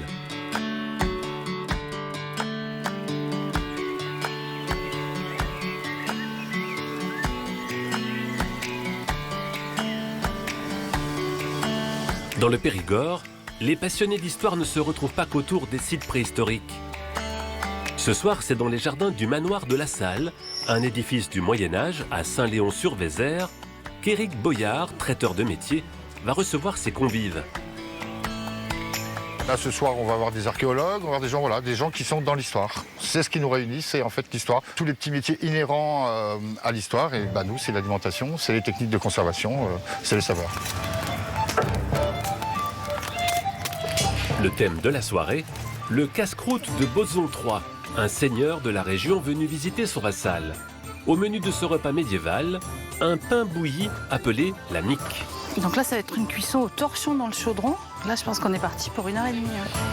Et des pigeons sauvages. Là, je réchauffe les palombes confites avec le mirepoix et la sauce au vin, ce qu'on appelle un salmi. C'est un salmi de palombe. On est fin du XIe siècle, début du XIIe. Dernier préparatif avant l'arrivée des invités. Tu vas bien? Ouais. Puis, c'est l'heure de l'apéro, médiéval bien sûr. Un apéritif de l'an 1000. C'est parti pour un repas immersif d'époque, sans assiette et sans serviette. Je connais Eric depuis très longtemps et ses pop-up culinaires, je les connais aussi depuis longtemps. Le dernier, j'ai pas pu y assister. Je suis trop contente d'assister à celui-là. En plus, dans un cadre pareil, c'est vraiment génial.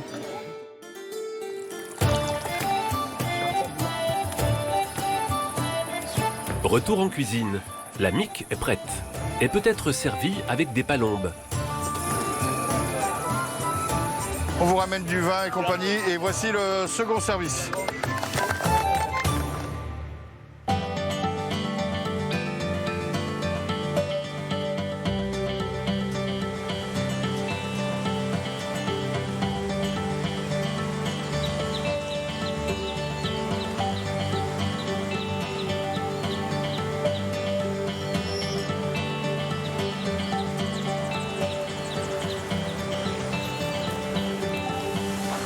Bonjour Jérémy.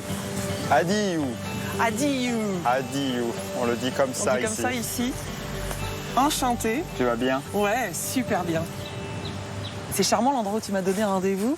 Là, on est au cœur du village de Saint-André-à-Las. C'est le village où j'habite, quoi. Petit village typique périgourdin, tout en pente, tu vois, des maisons en pierre blonde de Sarlat, des noyers, des chênes verts, le vrai Périgord noir, quoi. J'ai quand même très envie de m'approcher, d'entrer dans cette forêt qui a donné son nom au Périgord noir. Eh bien, écoute, c'est la mission du jour. On monte sur les coteaux et on va se rapprocher de l'autre vallée, vallée Vézère. Et là, tu auras un aperçu complet du Périgord noir. Ça devrait te plaire, tu vas voir. Ça va être sympa. Ben, on y va? Eh bien, c'est parti. Allez. Tu me perds pas, hein? Non, t'inquiète pas, on perd personne ici. Si ça sent le canard, c'est que t'es dans la bonne direction.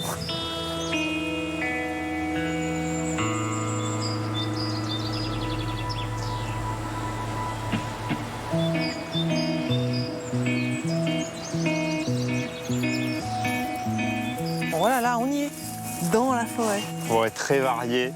Tu as du charme, du chêne, du châtaignier, du pin, beaucoup de choses, du sous-bois, fraises des bois et tout ça. Et puis on le dit pas trop, on le garde pour nous. C'est une belle forêt à champignons aussi. C'est un secret, il faut pas le dire. On a une variété d'arbres, le chêne vert, chêne noir, l'ailleuse, qui en fait ne perd pas ses feuilles l'hiver. Le soleil qui est plus bas, la luminosité qui est moindre durant l'hiver, ça te fait des forêts qui sont très sombres. D'où le Périgord noir. Voilà. Ah, c'est de la forêt, de la forêt, de la forêt à perte de vue. Une mosaïque de petits paysages, des parcelles agricoles qui sont toutes petites, donc pas besoin de traitement chimique à outrance. Non, la nature est respectée en fait. Et comme elle est respectée, ben, elle s'épanouit. On a toutes les cartes pour que ce soit top, quoi.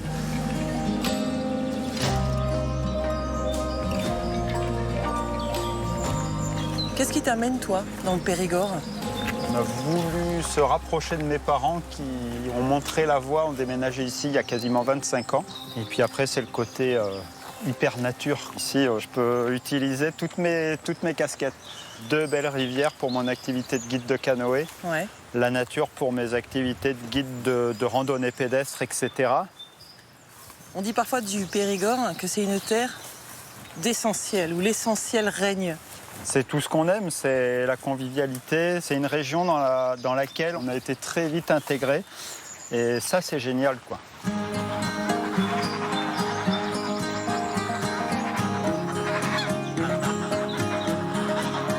Allez, King King, venez. Gani, allez, venez. King, allez, venez.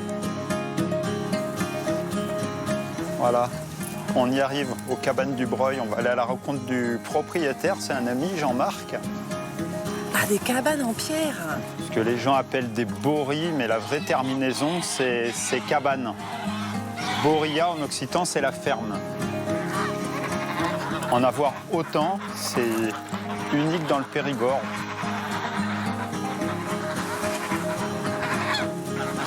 Voilà Jean-Marc. En train de nourrir les canards. Voilà. Bonjour. Bonjour. Salut. Ils ont encore du duvet? Ouais. Ils sont chouchous? Il y en a qui se servent avant les autres à la cantine. C'est C'est ça. la différence de taille. Toujours. Donc vous êtes le propriétaire et l'habitant des lieux? Oui, c'est mes arrière-grands-parents qui ont acheté le coin à ma grand-mère quand elle s'est mariée en 1949. Oh, d'accord. C'était des tas de pierres à l'époque. Ouais. Il fallait bien donner quelque chose à la grand-mère, donc plutôt lui donner pas grand-chose. Donc ils ont un tas de cailloux. Voilà, c'est ça, exactement. Et puis le tas de cailloux, mes grands-parents, ils ont fini par l'aimer, ils l'ont sauvegardé, voilà. Et ça a continué avec mes parents derrière, qui sont arrivés, qui leur ont donné un sérieux coup de main. Et voilà. Et puis nous maintenant, on continue. Mais vos grands-parents, ils ont vécu ici? Oui. Enfin, dans la maison qui est là, derrière.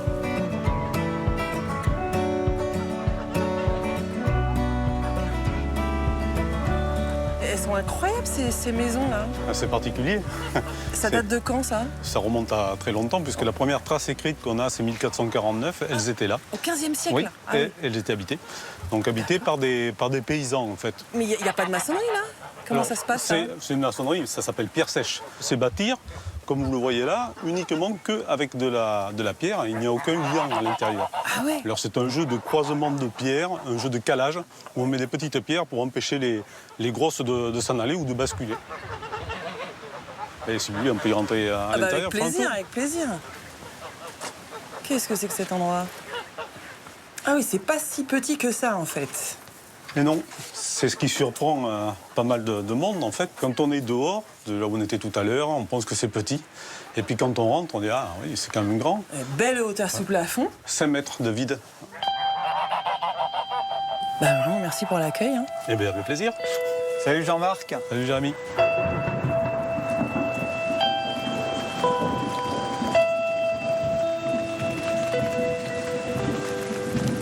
J'allais dire, ça s'est beaucoup assombri, mais pas seulement parce qu'on est sous les arbres. En fait, il commence à pleuvoir, là. On va aller se trouver un endroit un peu à l'abri des arbres et on va sortir une petite bâche, on va se faire un petit abri. Parce qu'en plus d'être guide nature, tu fais des stages de survie. Et bien voilà, c'est l'occasion de tester le guide, là. Donc je suis sauvée. Mouillée, mais sauvée. Alors ça a l'air plat au-dessus, on va aller se mettre là. C'est bon pour toi ou... Toujours, oui. Voilà, regarde, on a une petite place un peu plate, on va se mettre ici. Ok, c'est pour se protéger un peu. J'ai récupéré une petite branche, tu vois. Ça va nous faire le mât pour l'abri. C'est un petit, c'est un pas petit abri, là. On construit pas une cathédrale, Sabine. Hein. C'est un petit abri de survie, okay, quoi. Mais voilà, on va se faire ça bien. Quand tu emmènes les gens en stage survie, tu peux les emmener plusieurs jours? Oui, on part des fois avec rien d'autre qu'un couteau. Et on se débrouille avec ce qu'on trouve dans la nature, etc. Mais tu vas vite t'apercevoir qu'à manger, c'est un gros fantasme. Et en fait, ce qui est important, c'est d'avoir l'abri, le feu. Et l'eau. Et l'eau. Ça, c'est le plus important. Tu tiens 3 semaines avec ça. Sans manger pendant 3 semaines dans un pays qui compte des auberges à foie gras tous les 500 mètres, un challenge. Ça, c'est le début de la survie. Ça, c'est le début de la survie, réellement. Mais on va s'en accommoder, tu vas voir. Une bâche, 3 petites sardines, vite fait, bien fait, un petit bout de corde. Et dans 5 minutes, on est au top.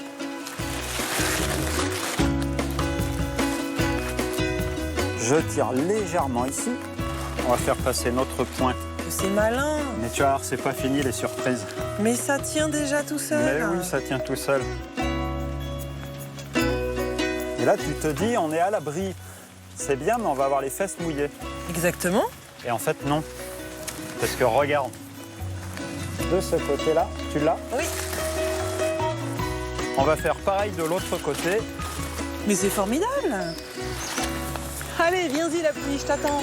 Allez. Et là, tu as ton abri, voilà, tu pourrais même dormir dedans. Là.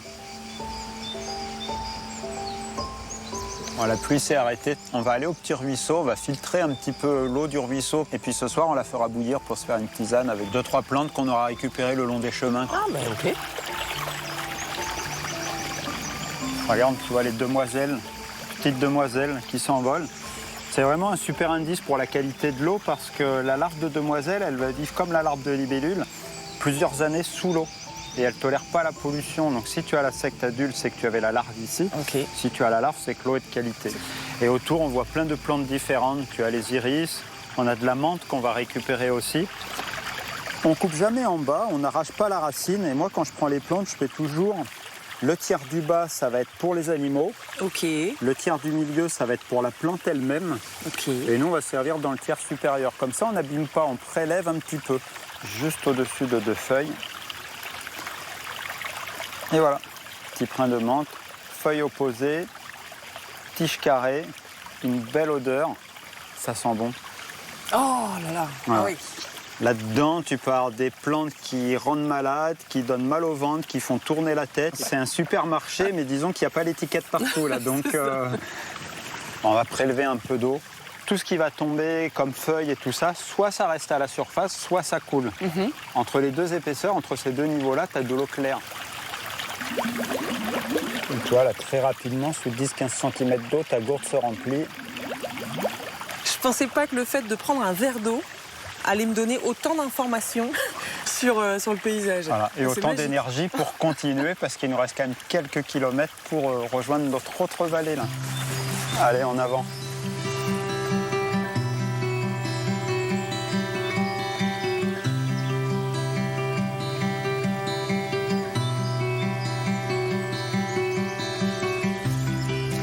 Oh oh, dernière surprise de la journée? Dernière surprise de la journée, ouais. Oh!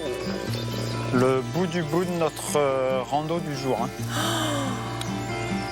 C'est magique. Voilà, au bord de la Vézère, affluent de la Dordogne.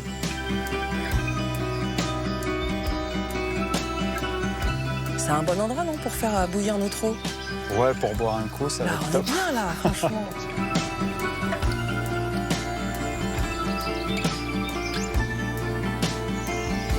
Allez. C'est prêt? Oui.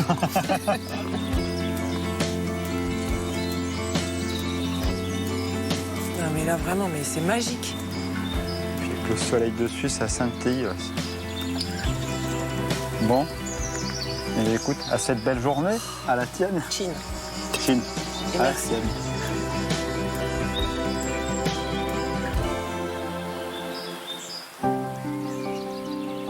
Avec presque la moitié du territoire couvert de forêt, le Périgord est une des régions françaises les plus boisées. Des forêts ancestrales aux multiples essences et qui appartiennent à 98% à des propriétaires privés. Aude possède une maison avec 2 hectares de forêt. Elle souhaite récupérer du bois de chauffage issu de son terrain. Elle a donc fait appel à un gestionnaire de forêt pour réaliser un diagnostic de sa parcelle. Chêne, petit bois, pas maritime, très gros bois. Et lui donner des conseils. On va principalement enlever les résineux ici dans ce peuplement et favoriser des arbres d'avenir comme des chênes. D'accord. Le goudrement. Ce pin maritime présente déjà des signes de vieillesse. Il fera partie des 15% d'arbres qui seront prélevés dans le bois. J'ai rêvé de donner les clés de ma forêt à quelqu'un qui allait pouvoir me scier mon bois de chauffage et s'occuper correctement au sens pérenne de cette forêt. Donc là, on voit qu'il y a L'objectif, gérer durablement la forêt de façon à la perturber le moins possible et à préserver toute la biodiversité. Et en fait, ici, à terme, on veut avoir une futaie irrégulière. Donc ça veut dire des arbres avec des âges différents, différentes essences, et on aura gardé en fait le couvert forestier tout le long. Alors que dans une coupe rase, on peut avoir de l'argent directement tout coupé, mais on aura perdu en fait tout le patrimoine génétique, un habitat aussi pour tout ce qui est faune et flore. Grâce à ses nombreuses forêts et son climat adapté, le Périgord est une terre de champignons. Allez Yumi, cherche. Allez, cherche la truffe. Certains ont même décidé de le cultiver. Allez, cherche. Allez, c'est parti. Ce matin, Yumi, le berger australien de Laetitia et d'Eric, s'adonne à une séance de cavage. Non pas pour trouver le diamant noir du Périgord, mais plutôt sa cousine, celle que l'on trouve en été. Allez, montre. Elle est où la truffe? Montre. Doucement. Stop. On la voit bien, elle est là. Et voilà. Regarde Yumi, c'est bien ma chérie. Elles sont déjà très bonnes, elle est très parfumée. Alors moins que la mélanosporum, hein, c'est une truffe d'été à estivum. Elles sont ce petit goût, moi je trouve un peu de terre, de champignons et de noisettes. Il y a 2 ans, Eric et Laetitia ont quitté la région parisienne pour reprendre cette truffière cultivée en bio de 5 hectares à Gailloux et ouvrir une maison d'hôtes. 1600 arbres, principalement des chênes et des noisetiers.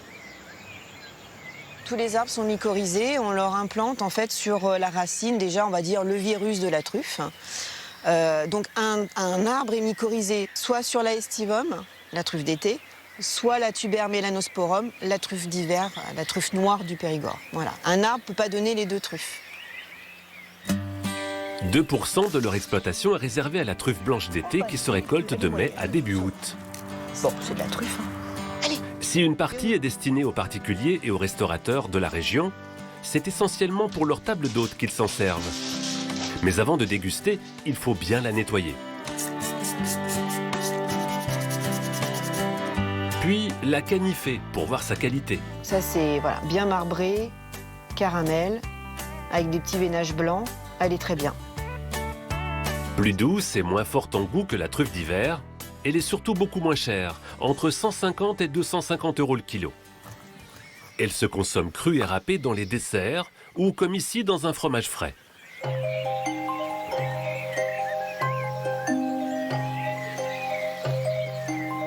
Dans cette ancienne carrière d'extraction de blocs de calcaire, à Paussac-Saint-Vivien, Richard cultive d'autres trésors.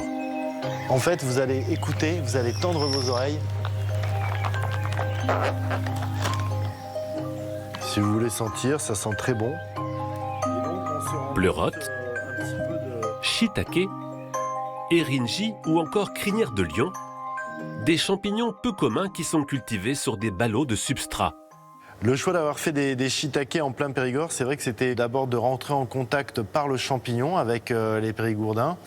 Et ensuite, c'était aussi avec l'envie de leur faire sentir un peu la différence avec les champignons déjà connus, de pouvoir en appeler à leur curiosité, à leur désir de connaître autre chose. Ce projet, Richard, ancien DRH à Bordeaux, l'a puisé dans ses souvenirs d'enfance. Il y a eu une cristallisation importante de l'image du bonheur, en fait, d'aller dans les bois, de chercher les champignons, de les trouver, de les déguster. En fait, je me suis dit, mais ça doit être le plus beau métier du monde que à nouveau d'être au contact de ce vivant, d'avoir envie de le cuisiner, de le proposer aux gens de le cuisiner. Grâce aux conditions favorables de la carrière, proche de celles d'une forêt, une faible température et un très fort taux d'humidité, les champignons peuvent être récoltés toute l'année.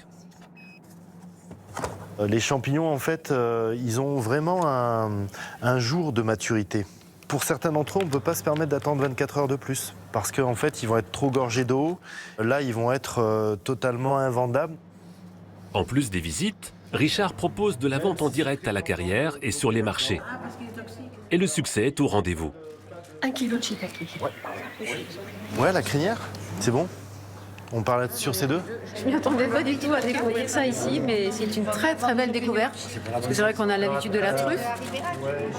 Et là, on a vraiment une variété de champignons, en plus des champignons très intéressants et excellents pour la santé. 7,88.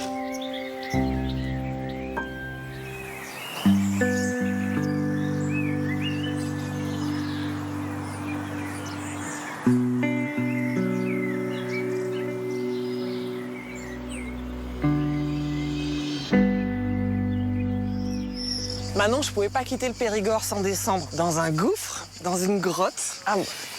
Et j'ai repéré cette grotte de Promessac qui se trouve juste à côté de chez toi, dans lequel tu n'es jamais descendu. Non, je suis jamais descendue parce que vraiment les légendes disent que c'est le trou du diable. Donc peut-être je me suis dit jamais j'irai. Jamais dans le trou du diable. Pourtant, je cours à côté, je fais du VTT. Vraiment, je m'entraîne sur cette vallée tout le temps. Je passe souvent devant, mais j'ai jamais eu l'occasion d'aller le découvrir. Ah bah, je suis vraiment contente du coup de t'y emmener. Alors, je te présente Charlène, Manon. Enchantée. Bonjour notre Manon. Amie athlète. Bonjour Sabine. Ça va? Ça va. Merci pour l'accueil. Et Charlène est l'arrière petite fille du découvreur du gouffre. Voilà. Allez-y, à vous l'honneur. Et là, que se passe-t-il? Là, tu te demandes ce qui se passe. Hein. Quel est cet engin? Où allons-nous? Donc je vous explique un petit peu. Le gouffre a été découvert en 1907 et les premières descentes ont eu lieu en 1908 à l'aide d'une nacelle, un petit peu semblable à celle dans laquelle on se trouve actuellement. Et c'est surtout qu'au départ, c'était un treuil manuel et ensuite un cheval qui la faisait monter et descendre. Et là, du coup, on va descendre sur 52 mètres de profondeur. Vous avez 12 mètres de cheminée et après, on arrive dans 40 mètres de vide. Voilà. Et on descend pendant un son et lumière pour découvrir petit à petit Promessac.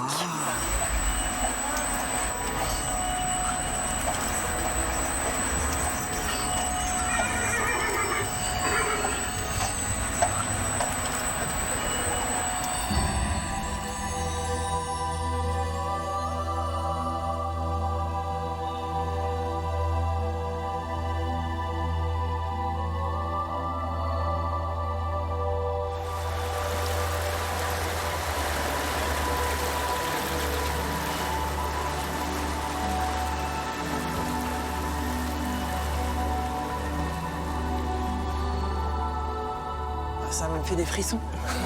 Ouais, avec la musique et l'ambiance, l'atmosphère, c'est un truc de dingue.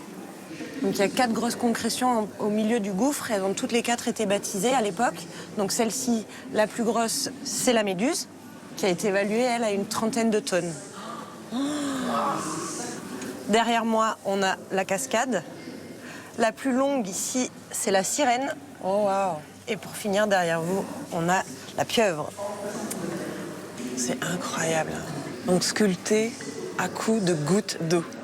Que de l'eau de pluie, oui. Est-ce qu'on sait combien de millions d'années il a fallu pour creuser ce gouffre et créer ces sculptures? Alors, pour le gouffre, 2 millions d'années. Et pour les fontaines, on l'estime à peu près à 1 million d'années. Merci la Terre. Hein? Ouais, c'est bien, c'est incroyable.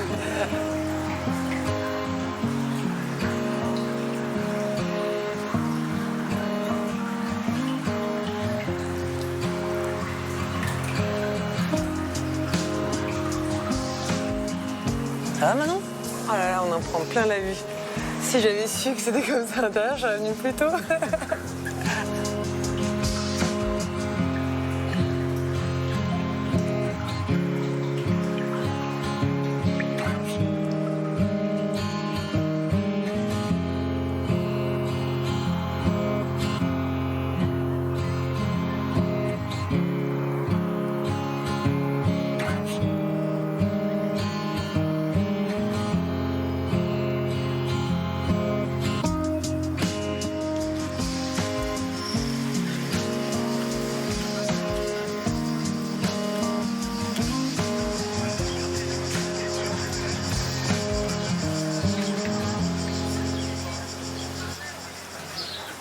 Ah, les rues bien Ouais. à angle droit.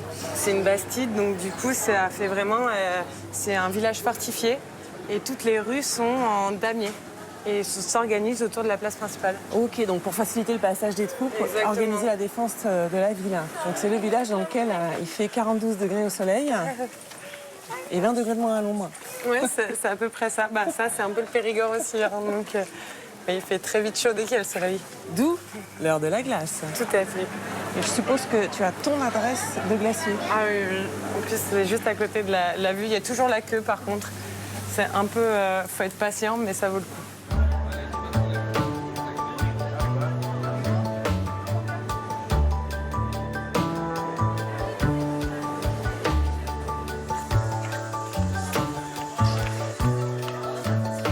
Ah, mais c'est extraordinaire. C'est incroyable.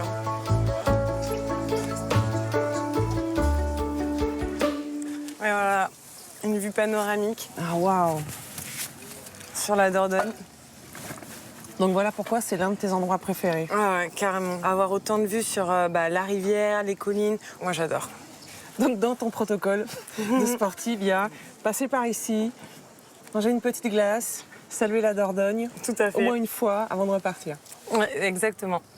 C'est calme, c'est apaisant, hein, vraiment toute cette verdure avec l'eau là. Et en fait, je trouve que cette vue résume très bien mon voyage dans le Périgord qui s'achève ici. On dit du Périgord que c'est une terre de sportifs, une terre nature, une terre de gastronomie, une terre d'histoire. Ouais, exactement. Il y en a vraiment pour tout le monde, pour tous les goûts et pour tous les épicuriens. Tous les épicuriens. Donc c'est pour cette raison que c'est ce lieu de ressources, hein, le lieu où on a envie de venir recharger les batteries, se détendre. Je te remercie Manon de m'avoir initiée à ton Périgord. Et à travers toi, je remercie tous les gens qui m'ont accueillie pendant mon voyage. Je suis très heureuse de faire découvrir le Périgord et très heureuse d'y revenir. Et j'en découvre toi-même. Exactement, j'en découvre encore et c'est assez mystérieux et ça c'est aussi chouette, ça fait aussi la beauté de la région. Ah bah voilà, terre de mystère, ça manquait à ma liste. Salut Dordogne.